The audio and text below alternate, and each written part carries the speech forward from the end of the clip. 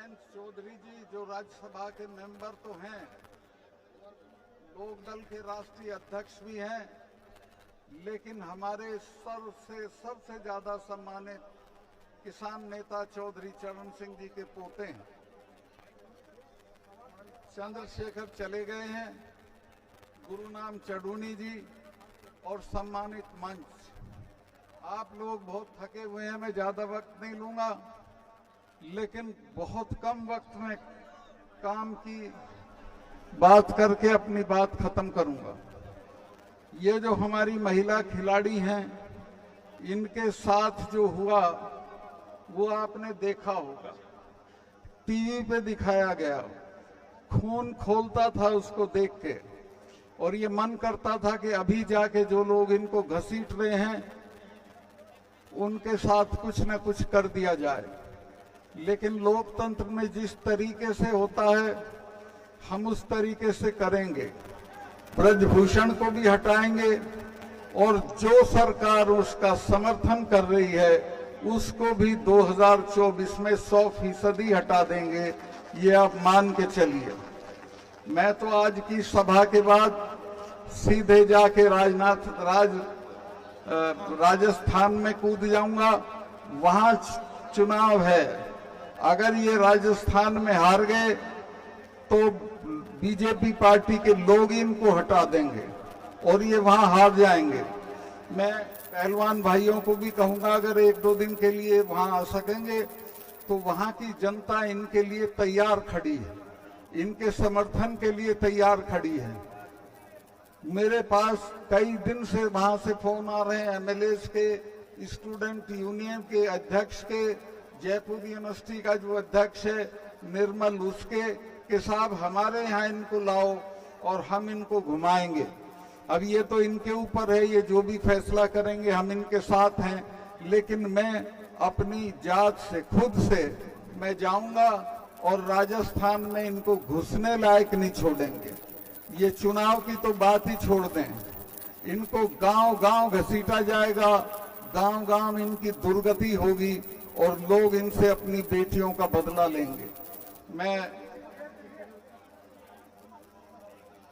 ज्यादा लंबा नहीं करके मैं और जो जरूरी चीज है वो आपको बताना चाहता हूं।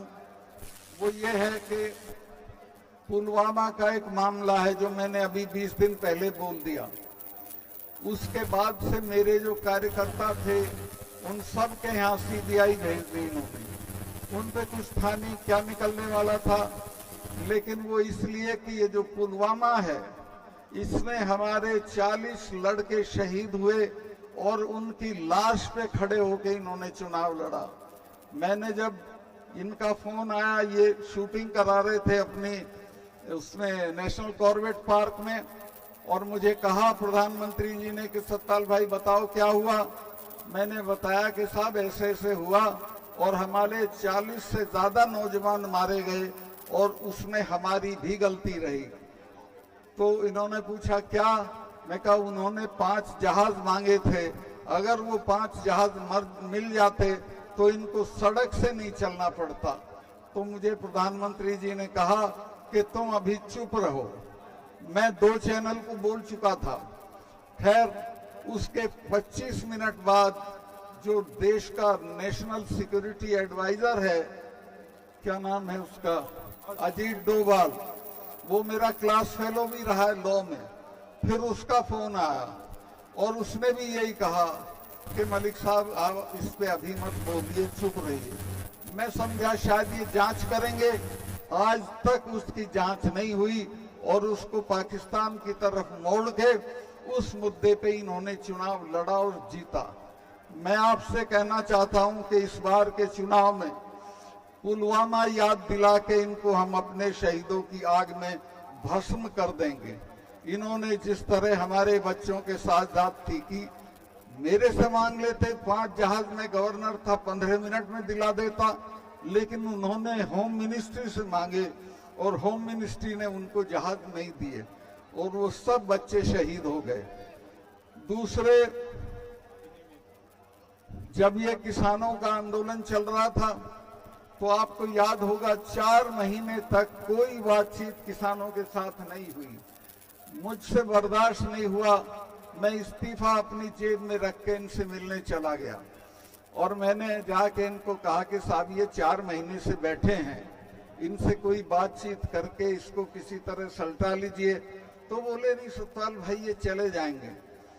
तो मुझे बहुत गुस्सा आया, मैंने कहा साहब ये ऐसे नहीं जाएंगे, तब जाएंगे जब आप चले जाओगे।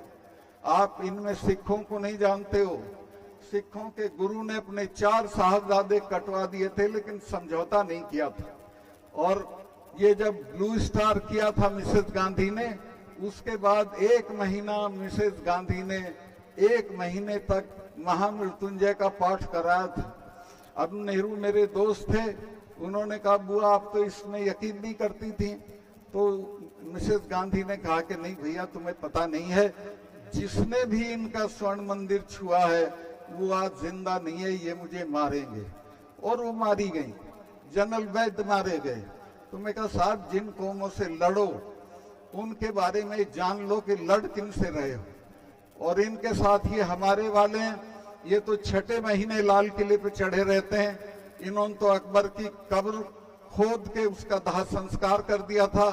तो ये लड़ने की चीज नहीं है, ये बातचीत करने की चीज है। लेकिन उस वक्त प्रधानमंत्री बहुत घमंड में थे। 2 महीने बाद तो माफी मांग के वो कानून वापस करने पड़े। और इसी तरह मैं बता रहा हूं इन बच्चियों का, आप इनको समर्थन देते रहिए, माफी मांग के इनकी मांगे मानी जाएंगी और ये जीत के निकलेंगे।